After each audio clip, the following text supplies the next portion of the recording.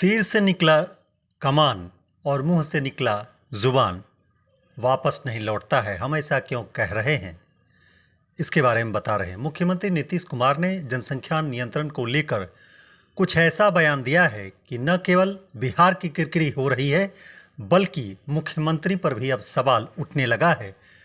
कल उन्होंने विधान परिषद में जो कहा हम आपको इसके बारे में बता भी नहीं सकते। सभी जगह जगहसाई हो रही है। जो विपक्ष है वह पूरी तरह हमलावर है। हमारे साथ मौजूद हैं भाजपा महिला मोर्चा की जिलाध्यक्ष सरिता राय। हम इनसे जानते हैं कि मुख्यमंत्री ने जो बयान दिया है उसे किस रूप में ये देखती।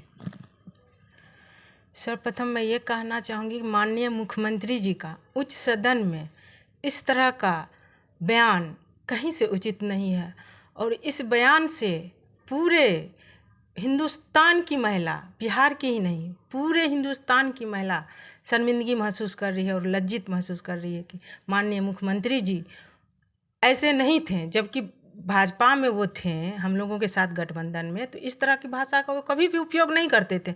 बहुत ही सम्मानित रूप से वो बात रखते थे। लेकिन अब उनको क्या हो गया है कि जहाँ भी वो बयान दे रहे हैं अनाप शनाप बोल रहे हैं और इस तरह की भाषा किसी को भी बोलने में शर्मिंदगी महसूस हो रही है। और जब हम लोगों का आज भी कार्यक्रम था महिला मोर्चा का और हम लोग जब किसी को आमंत्रित करते थे कि आज हम लोग पुतला दहन का कार्यक्रम रखे हुए हैं, तो किस बात का तो बोल ही नहीं पाते थे कि क्या शब्द उनको बोलें कि किस बात के लिए हम लोग रख रहे हैं। तो इस तरह का अमर्यादित भाषा का प्रयोग कहीं से उचित नहीं है और लगता है कि माननीय मुख्यमंत्री जी का मानसिक संतुलन खराब हो गया है, इसलिए उनको अब पद से हट जाना चाहिए।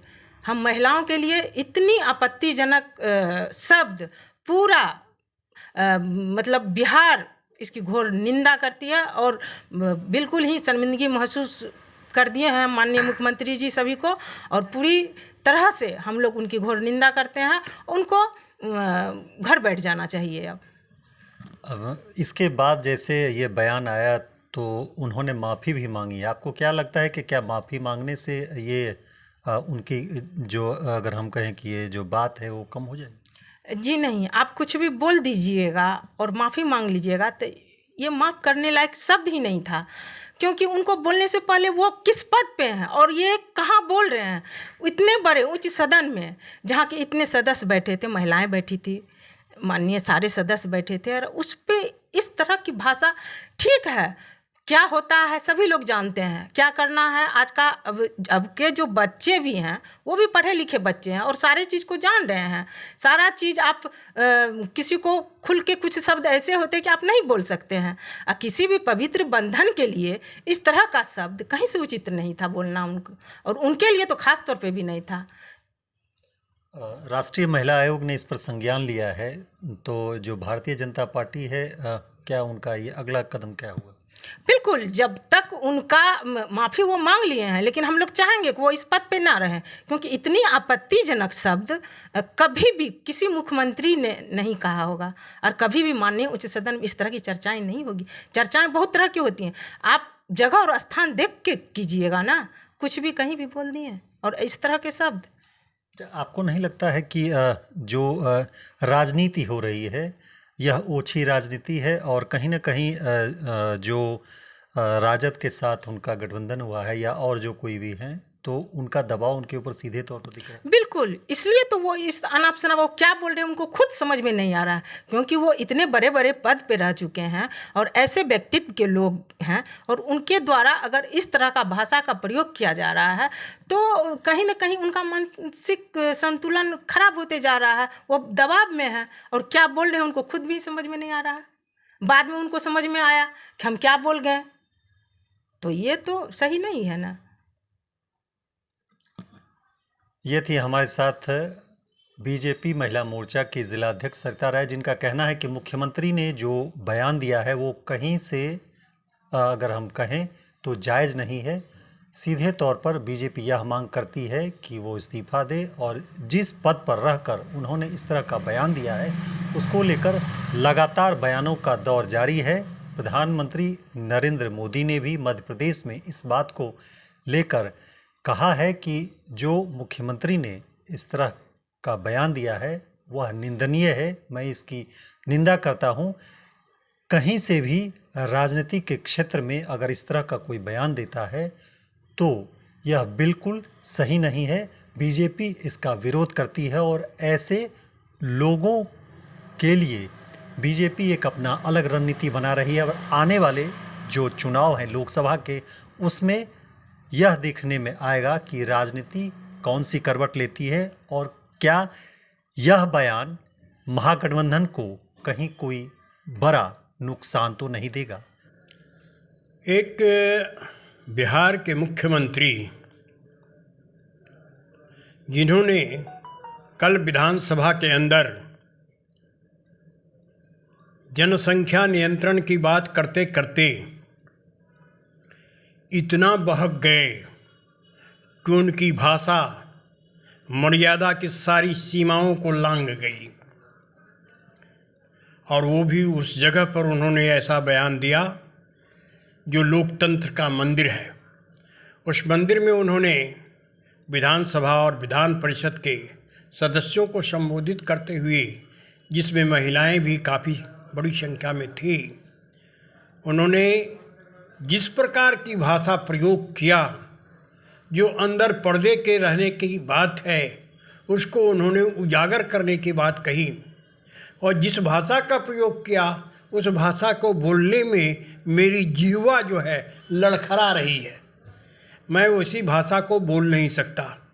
मुझे ऐसा लगता है कि जिस नारी शक्ति की बात करते नीतीश कुमार थकते नहीं थे, उसी नारी के इस अपमान को शायद पूरा देश कभी भूला नहीं पाएगा। यह केवल बिहार की मर्यादा को ही शर्मसार नहीं किया है, बल्कि नीतीश कुमार जो आज तक एक अच्छे व्यक्ति समझे जाते थे, उनकी भी स्थिति को मटियामेट करने का काम किया है। और सबसे आश्चर्यजनक बात यह है कि नीतीश जी अब मुख्यमंत्री से प्रधानमंत्री बनने का ख्वाब देख रहे हैं। जो व्यक्ति प्रधानमंत्री का ख्वाब देखता हो, उसके मुंह से इस प्रकार का अश्लील और मर्यादित भाषा निकले, यह अच्छी बात नहीं है। और सबसे आश्चर्य की बात, इतना घृणित और शर्मनाक बात को पता नहीं देश कैसे बर्दाश्त कर लिया। खास करके मुझे तो इस बात पर घोर आश्चर्य होता है कि इंडिया गठबंधन के किसी एक नेता ने भी अब तक इस पर कोई टिप्पणी नहीं की, इसकी निंदा नहीं की। और सोनिया गांधी, प्रियंका गांधी, ममता बनर्जी जैसे नेता सब ने अपने मुंह में दही जमा लिया। जैसे लगता है कि सारी मर्यादाओं को वो लोग भी दरकिनार कर दिए। और स्त्री का अपमान यह देश कभी नहीं भूलेगा। सारा देश जानता है कि हिंदुस्तान में नारी को देवी का रूप माना गया है, और यहाँ क्या लक्ष्मी, क्या दुर्गा, क्या सरस्वती, सारे लोगों की पूजाएं की जाती है। उस पूजा को एक तरह से मटियामेट करने का काम इन्होंने किया है। और इसके चलते मैं तो कहता हूँ कि आज़ादी के 75 वर्ष पूरे होने पर हिंदुस्तान के अंदर किसी भी राज्य का कोई भी मुख्यमंत्री इतनी अभद्र भाषा में नारी का अपमान नहीं किया होगा जितना कि हमारे नीतीश बाबू ने किया है। इतना घृणित और शर्मनाक बात को पता नहीं देश कैसे बर्दाश्त कर लिया।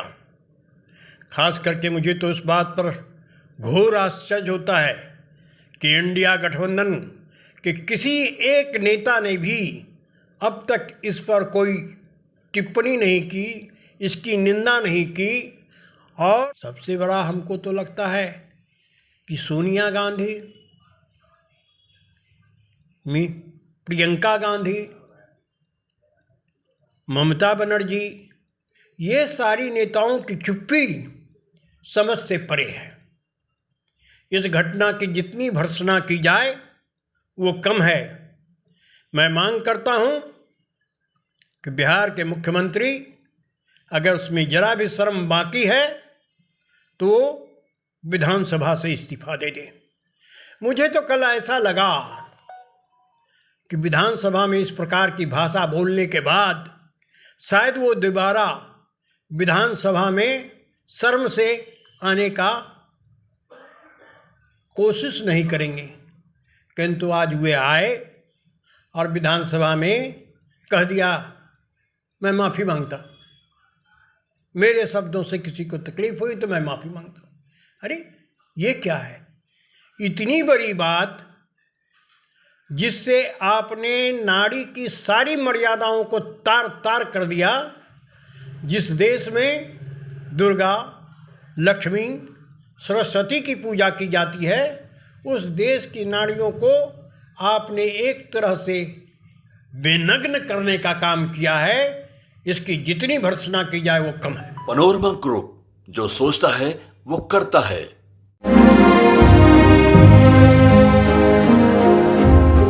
कैसे चल रही है तेरी तालाब वाली फिशिंग? क्या कंपटीशन की तैयारी तालाब वाली फिशिंग ही तो है।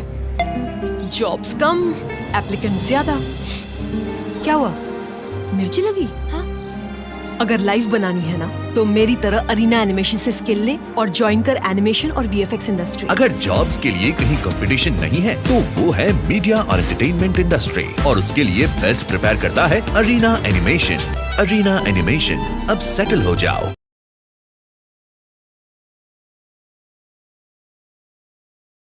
रिलैक्स फिजियोथेरापी एक्सरसाइज एवं बिजली चिकित्सा केंद्र, doctor Kshitij Ranjan, physiotherapist, doctor Vibha Jha के अपोजिट, पूर्णिया।